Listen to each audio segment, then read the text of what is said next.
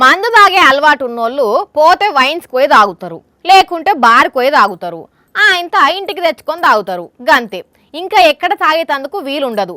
బహిరంగంగా మందు తాగితే ఎంత నేరమో తెలిసిందే కదా. అయితే ఈడ మాత్రం కొందరు ఎక్కడ మందు తాగిండ్రో, ఎట్లా మందు తాగిండ్రో తెలుసా? వీళ్ళ బల్పు బండకేసి కొట్ట, కండ్లల్ల కారం పెట్టి శంపలు వాయించా చూసిన రానుల్లా బద్మాష్ గాన్ల వేషాలు ఎట్లున్నాయో. బండి మీద ఆగమాగంగా ముగ్గురు ఓవుడేగాక మందు కీసనో మరి బీరు కీసనో జనాలకు చూపెట్టి మరి కీస ఎత్తి తాగుతున్నాడు. పోతావురా అరే, కింద పడి పోతావురా అయ్యా.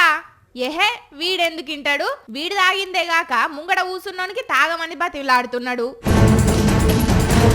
కర్ణాటక రాష్ట్రం బెంగళూరులో ముచ్చటిది.